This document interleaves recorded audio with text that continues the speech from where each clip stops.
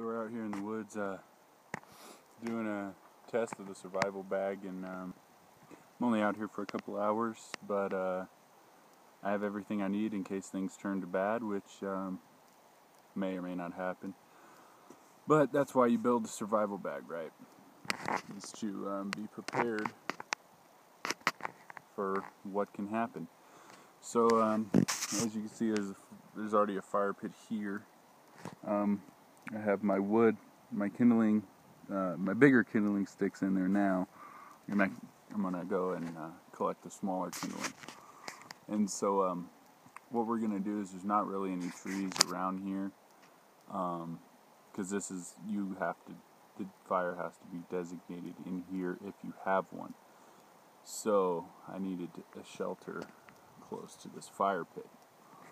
Well, all we have is this rock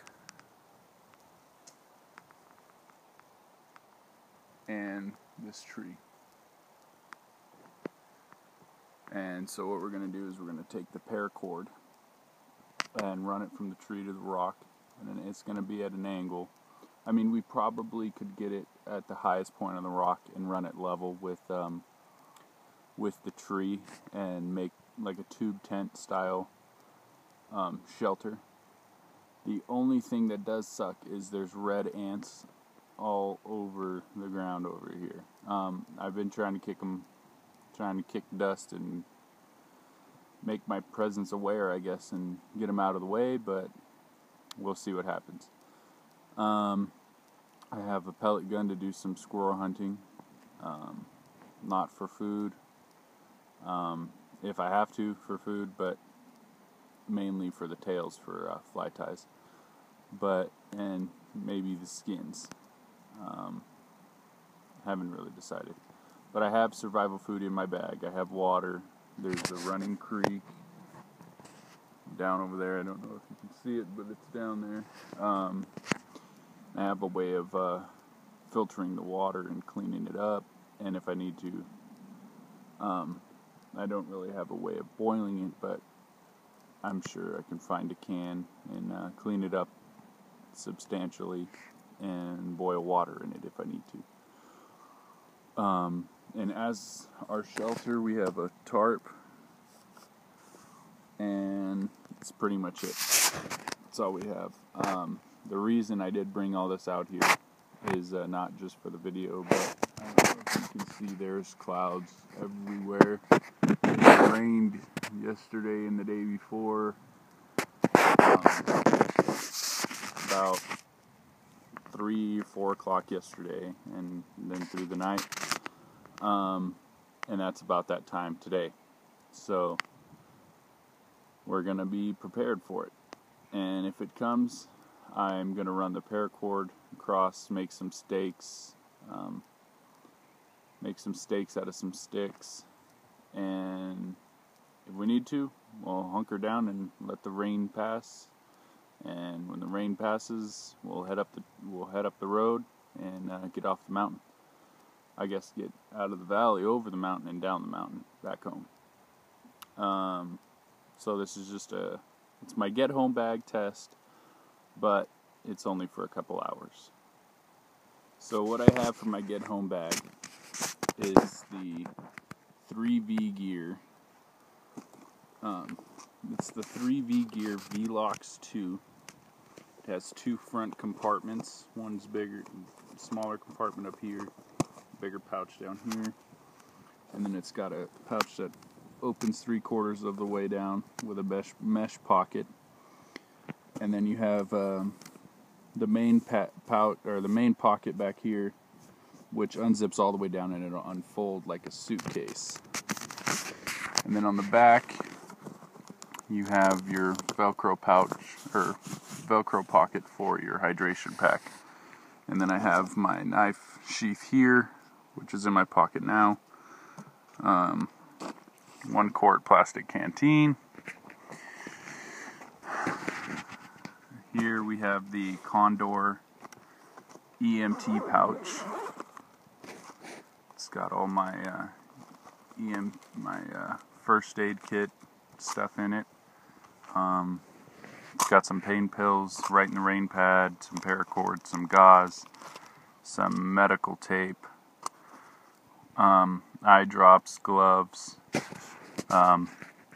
calamine lotion, alcohol pads, 2x2 sterile gauze pads. We have more pads in here, and band-aids and whatnot, and some KT tape for a sprain or anything like that in the bottom one. So that's what we have in there. And on this side we have the 3V Gear utility pouch, Sidekick utility pouch. And in here we just have different miscellaneous items, fire kit, instant coffee, lighters, cloth, some cooking oil, fishing kit, some emergency bars here, bottle of Purell, and whatnot. Here we have a Shamog. This is the rest of the survival food. Montana state map. It's just a little map I got for a couple bucks. And then here's the iodine pills, flashlight. In the main one I have clothes, and front one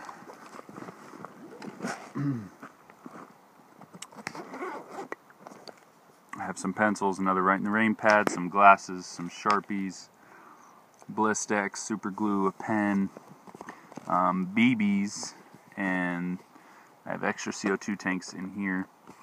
This is my Remington M1911 or 1911 RAC custom grips, sanded down barrel, or I guess sanded down mag slide port. It's all metal, CO2 blowback. It's the actual weight and actual size. I just have that for small game and for targets. And it does have, it does make a pretty good noise, so it could, potentially scare something away. But that's pretty much all we have. And in here I have, this is actually what when I ordered the Right in the Rain pads, this is what they came in, was this bag.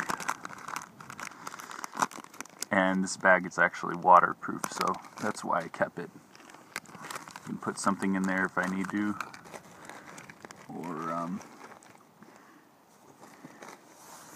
whatever else I may need it for. And that's pretty much it, so see you guys when we get this all figured out, and if something happens, and then I'll video it. We've started our own little fire pit ring, because the red ants are too crazy over here in this area where I was going to set up the initial shelter. So I might have to end up running it from this tree stump to the tree over here, because it's cleared out a little bit here rather than in between these two trees. I could clear some of this out and set it up here, but I didn't want to have a fire next to any of this brush. So when the time comes, we'll make a snap decision and figure out where our shelter's going to be, tough it out with the red ants if we have a fire pit there, or a small one here.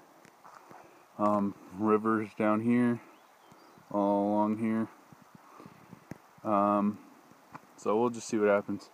Maybe tuck down into the trees, even though it's a lowland, and that's where water, if it fills up, can come into there. But we'll see how it goes. So it did start raining a little bit. It's a nice thunderstorm going on. Got our fire going for the most part, just started. Got our shelter built. Keep us out of the rain. It's just until it passes. And then head up here and out we go. You might not be able to see it. I'll show you the water to see how hard it's raining. There you can see it. So keep you guys posted. So